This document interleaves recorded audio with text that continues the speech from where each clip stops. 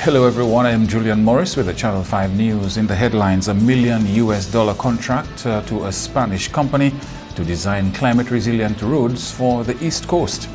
Royal Bank shuts down operations over air quality concerns, and the two young footballers advance to Phase 2 of the Flow and Manchester Ultimate Football Experience in Trinidad this month.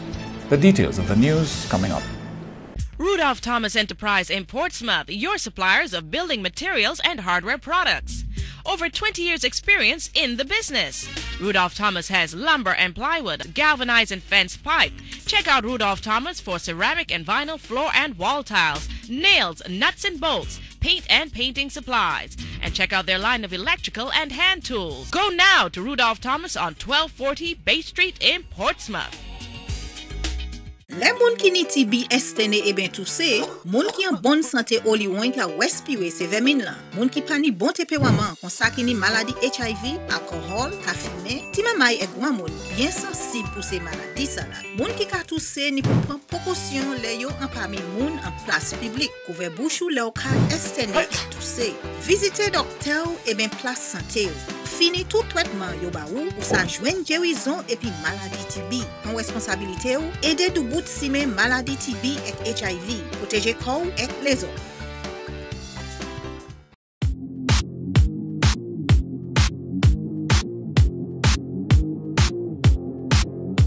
First up in the news, the Royal Bank of Canada has shut its local office temporarily, citing air quality concerns. Idona John Baptist has that story.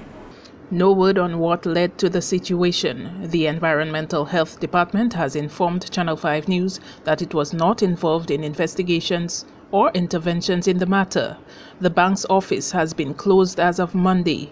The Waterfront and Allied Workers Union represents 18 of the bank's employees. Secretary-Treasurer of WAHU, Curtis Augustus, says he received information of the bank's decision prior to the move. On Friday, Mr. Simmons from Trinidad, representing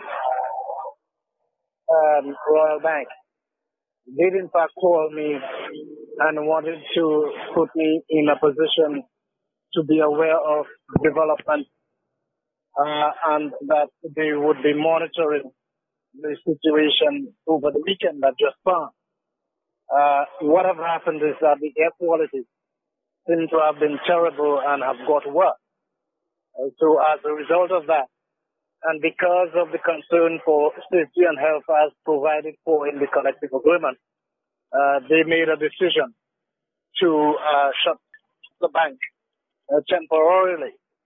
In fact, my understanding is that they called the staff and asked the staff of the bank not to report to work, but rather to report to the Port Young Hotel, where they were going to be briefed on this whole situation. The bank is looking for another location for its operations while it provides its regular ATM service. They called me yesterday and indicated that they were going to shut the bank and that they were going to explore the possibilities of getting a new venue so that they can in fact provide the service to their customers.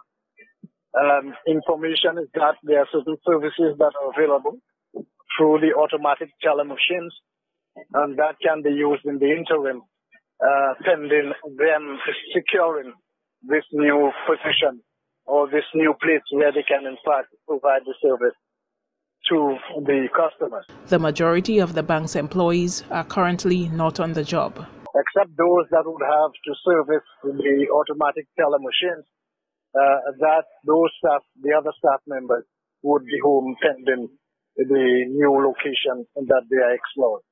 And the staff have been advised that for this interim situation, their rates of pay would not be affected in any way. So from the standpoint of the union, we see that as being positive, and that the bank, we hope, will be able to get this new location easily so that the service to the customers and the function of the staff of the bank can in fact continue. And over a $1 million contract has been awarded to a Spanish company for pre-engineering and design services to rehabilitate 27 miles of road on the East Coast. The project falls under the country's Disaster Vulnerability Reduction Project, DVRP. Permanent Secretary in the Ministry of Planning, Gloria Joseph, says vulnerabilities along the East Coast roads were more exposed after Hurricane Maria. Hurricane Maria exposed a number of vulnerabilities for us. We realized that the East Coast was already posed with certain challenges in that there were two routes from the east. For example, you would either pass the Petit Savane route on the southeast, or you could take the route via Castle-Bruce, La Plaine route to get into town. After the tropical storm Erica, we realized that there were certain road impediments in that the residents of the southeast could no longer go via the Petit Savane route into town. And then we had the problem with the gorge at Dominica. And for a period of time after Erica, that road was impassable. Liaison officer in the Ministry of Health, speaking on behalf of the Health Minister, assured the public that the roadworks would be of the highest standard. The designs will be framed with mitigation and adaptation measures to include a combination of slope stabilization interventions, road realignments, and pavement construction. We have ensured that the approved standards for the road design would meet the highest standards of resilience and should ensure that once completed, the roads should have a functional life of at least 30 years, a structural life of 20 years for road pavement, and about 50 years for drainage and bridge structures. Spain-based company TIPSA will be undertaking the pre-engineering and design services for rehabilitation of the East Coast roads. It is very important for me to say that we have a great respect of what you can teach us, the know-how that you have for your projects, because we are not here for implementing engineering, design that maybe has been used in other countries, but maybe here it doesn't work. So we just want to adapt our work to the actual conditions and try to make proposals that may improve in some way what you already have. The 43.3 kilometers of road to be rehabilitated have been divided into 4 lots, namely the Port-Cassé roundabout to Bois-Diab Junction to Castle-Bruce, Castle-Bruce to Hatton Garden, and Castle-Bruce to Petit Soufrière.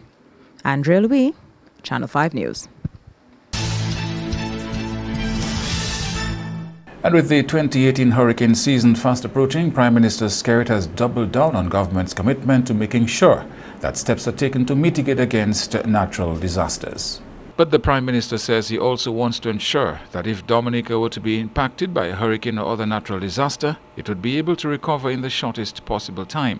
He says that's one of the main reasons behind his drive to create Dominica's Climate Resilience Executing Agency, CREAD, the first in the Caribbean.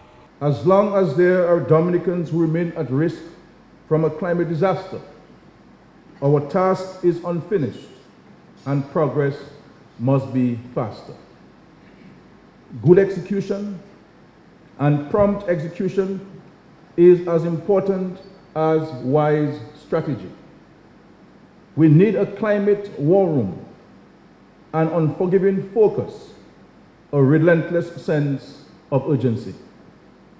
We need a tight working relationship with our developing partners, united in common resolve to deliver quickly. And that is another reason why we need a dedicated team at CREAD. The Prime Minister spoke at Friday's signing ceremony, formally launching the Climate Resilience Executing Agency of Dominica. The establishment of the CREAD is expected to help fast-track Dominica's efforts towards gaining the status of the world's first climate-resilient country. In more news now, the Minister for Education has expressed hope that the Commonwealth of Nations continues to be a useful and relevant body as members apply or grapple with the new challenges of building nations and protecting the lives of future generations. The minister told an ecumenical service marking Commonwealth Day on Monday, Dominica had endured its biggest test as a country. He said as a result, the nation should rise together to attain its shared goals. St. Jean says that means government would have to place renewed focus on education, job creation, the expansion of economic opportunity, and implementation of sustainable development practices. In his view, the main goal is to meet the needs and aspirations of the younger generation. The theme for this year's celebration is Towards a Common Future. This could not be more apt, as it highlights the need to move our focus past mere goodwill and historical ties to a more enriching meeting of minds and cultures, of ideals and goals for a brighter future for all. The Commonwealth of Nations is a voluntary association of 52 sovereign states, nearly all of them former British colonies or dependencies of those colonies. No one government in the Commonwealth exercises authority over the others. You're watching Channel 5 News. Coming up, a local organization makes a case for more skilled workers.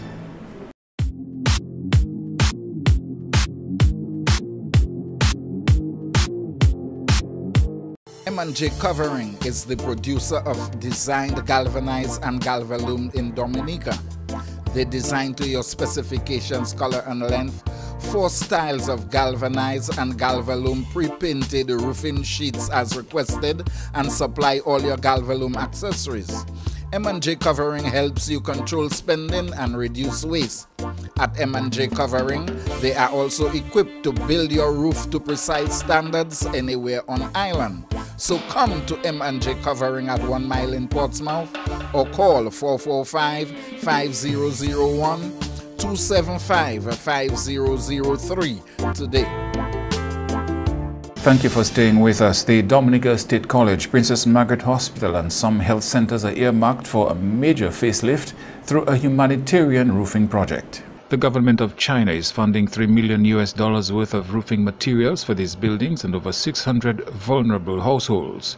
The United Nations Development Program is implementing the China-funded project with a Building Back Better approach. We have some resources from that project where we're repairing 4 of the buildings at the Princess Margaret Hospital, and that work, we went to see that on Monday. That's coming along very nicely, at least 65–70% finished, and also roofs on health centers. So we also went to check up on the work at Dublin, and that's come along very nicely as well. So, and then we'll also do some of the buildings at State College.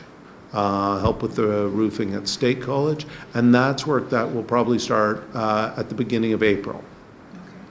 So there are a number of buildings there that we will be able, with this very generous donation from the government of China, we will be able to cover, repair the roofs at a number of the buildings at State College. On the issue of building back better with the vision of becoming the first climate resilient nation, O'Malley thinks government has had a clear vision. I think the government has had a clear vision as to what it wanted to do and how it wanted to organize this recovery. That is, to make Dominica the first climate resilient nation. From our perspective, the idea of having much more resilience in individual countries and globally, frankly, but in individual countries, and particularly here in the Eastern Caribbean, is really important. O'Malley's observation is that in spite of rebuilding activities after Tropical Storm Erika, some things never bounced back. The Caribbean Development Bank has done research that shows that what has happened to a number of the Eastern Caribbean islands is they get hit by a storm, they drop down a little bit, they rebuild, but then they get hit by another storm, and so it makes it very difficult to grow in a consistent way because you're suffering from the effects of these storms. So if you can find ways to mitigate that so that the damage is less, that the country bounces back more quickly, that's resilience, and that we would fully support. And for me, if I think, when I hear climate resilient nation, that's what I'm talking about, the ability not to be pushed so far down each time there's a big storm, because we know there are going to be storms. And Dominica, where Dominica is not going to change. And the Builders and Contractors Association of Dominica says there needs to be a structured, regular drive to train people as skilled laborers. The country is on a race against the time to re-roof and repair houses damaged during Hurricane Maria ahead of the next hurricane season, which is less than 3 months away.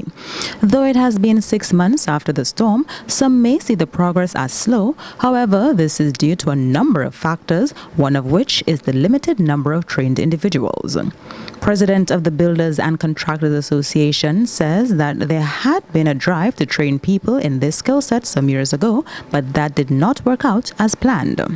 In 2014, we went on a drive to train persons within the sector already, persons who were there as laborers or semi-skilled persons, and even the skills, we wanted to upgrade their training and have them certified.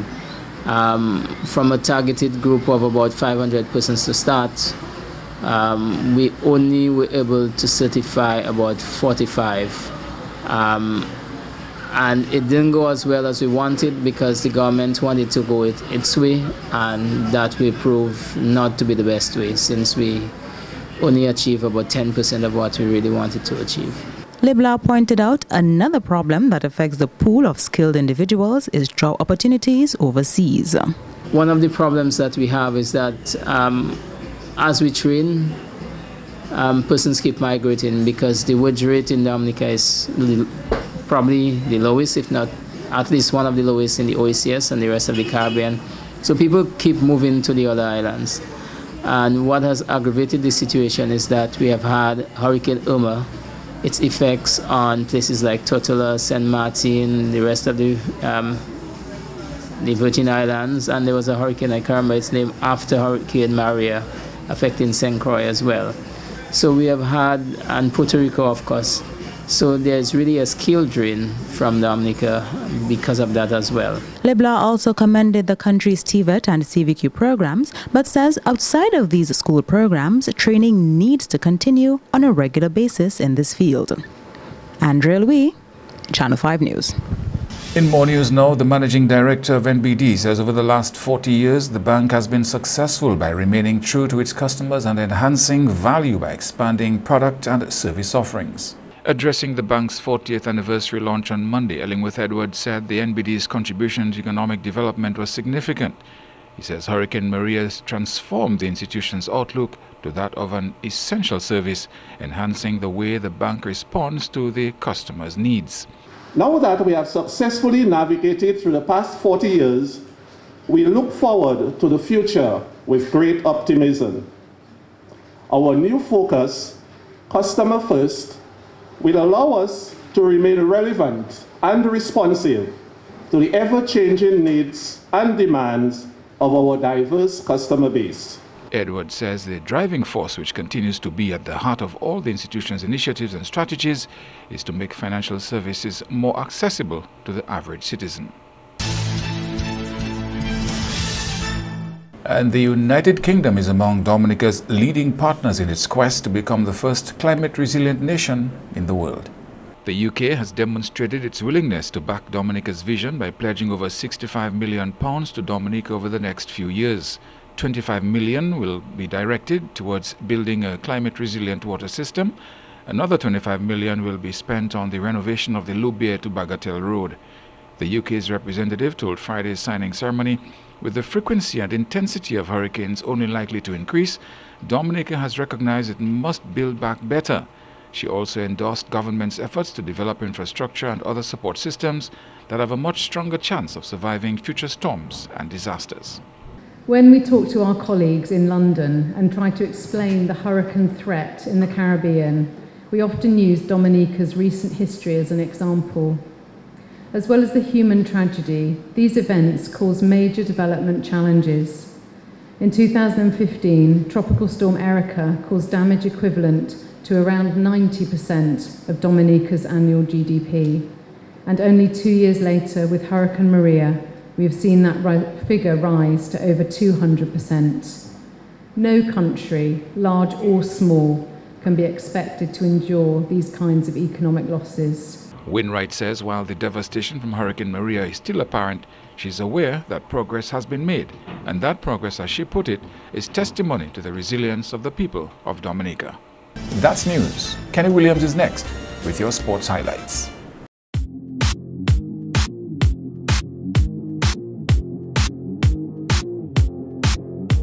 Do you need more cash for that home improvement? Then come to Fast Cash, where we give you more. At Fast Cash, our customers get more funds and more time to repay. But wait, can't come to us? We'll come to you, and our mobile officer will get you on your way. Small businesses, consumers, and taxi owners. Fast Cash has more for everyone. Simply call or visit any of our locations for more. Smarter, faster, better. Fast Cash. Terms and conditions apply.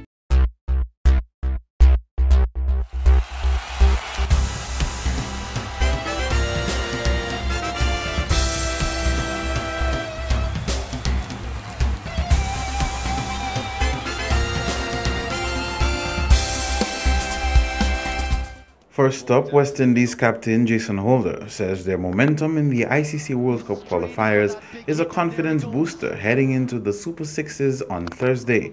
He is particularly cautious about their game against Zimbabwe carded for Monday, a team they had lost to in the past. The Windies have won all 4 matches played and is scheduled to come up against Afghanistan in Game 1 on Thursday.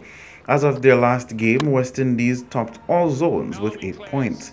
The team celebrated a 54-run Duckworth-Lewis win against Netherlands on Monday. I think this one box ticked. We've obviously qualifying with Super Sixes and not only qualifying but qualifying going into the Super Sixes with 4 points.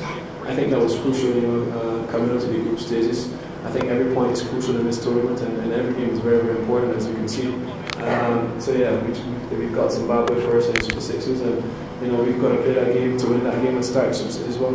I think everybody will be up for it. It's obviously a must-win game, a very important game. And I think the last time we played Zimbabwe at ODA, they got the better of us to do that with Lewis. So we won't forget that. We will have that in the back of our minds. Going out there to beat them this time around. We're a quality side. We're obviously playing at home, and they will definitely have the support as well. So I guess it's a few more people in the crowds have been along, and just us 15 or 11 in particular. In volleyball, Dominica State College dethroned Castlebrew Secondary girls, while Portsmouth Secondary beat defending champions Dominica State College in the school's volleyball championships on Tuesday. The girls from CBSS beat DSC 3-2 in the finals to be crowned champions. Scores 25-21, 24-26, 20-25, 25-21 and 15-11. However, the boys from DSC could not hold on to defend their title and went down 3-2 against Portsmouth Secondary. Scores 17-25, 25-21, 25-27, 25-20 and 15-13. We will have feedback from the respective coaches and team captains in a subsequent sportscast. Moving on to football, where head of Dominica Football Association believes the upcoming CONCACAF Nations League in September is a major opportunity for the national team. Earlier this month, CONCACAF announced the zones and the teams competing in the league. Dominica was placed in Group C with 8 other countries. It's a very good tournament for any small country like Dominica. We've never really get the opportunity to play so many games and against big names. As a matter of fact, Dominica is grouped in Group C with Canada, Suriname, Bahamas, and the Dutch St. Martin. So in other words, Dominica has 4 games to get them to qualify to the next game. I'm hoping that we will qualify based on what our training. We've started training a while now. The men's senior team have been training a while, and we must say hats off to our coach, Coach Lasho, which is doing a wonderful job with the players. So our first game is going to be at home against Suriname. The dates are not set. It's going to be in the FIFA window in September. So that's going to be our first game in Dominica. Then we move to Canada, then we play Bahamas here, and then we move to St. Martin. So we have 4 games which I believe that we can qualify and move to the second round. As of March 1, Dominica was ranked number 32 with 563 points on the CONCACAF national team rankings. Meantime, two young footballers have found favor in the eyes of selectors and will move on to Phase 2 of the Flow and Manchester Ultimate Football Experience in Trinidad from March 23 to 25. 13-year-old Adriel Lawrence of Castlebrook Secondary and 15-year-old Jamal Augustine of Harlem Sports Club outperformed fellow footballers in their respective age categories to move on to the finals. A total of 42 footballers between 12 and 16 participated in Saturday's competition at Windsor Park. The athletes competed for a chance to win a trip to Old Trafford, Manchester, to visit the facility and see Manchester United play. My name is Jamal Augustine, representing Harlem. I attend the Dominica Grammar School. I'm thankful for the day, blessed that I made it through. The sun was hot, but I had to push through the circumstances to go through. But I just thank God that He made me get the opportunity. I pray that I'll do good in Trinidad to make it through, to watch Manchester United, but all things on God. Overall, if I can get my first touch, my passing properly, I think I'll be a much better player than I am now and make it further in life. Meanwhile, Lawrence, a teenager of few words, identified one area of improvement ahead of the second phase in Trinidad. You're going on to Trinidad and Tobago. What do you think you probably need to work on before you get to Trinidad? My dribbling. The final week in Trinidad will include coaching sessions for coaches and skills and small-sided games for the 28 finalists. The Ultimate Football Experience is one of several Manchester United and Flow partnership initiatives. That's all the sporting highlights for now. I am Kenny Williams. Join us next time.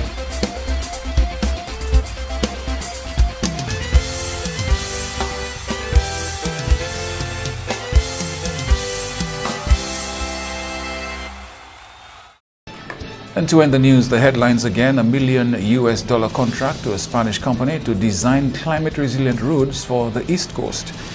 Royal Bank shuts down its operations temporarily over air quality concerns. And the two young footballers advance to Phase 2 of the Flow and Manchester Ultimate Football Experience in Trinidad later this month.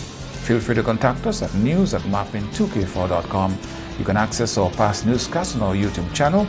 On behalf of the production team, I am Julian Morris. Thanks for watching. Join us tomorrow.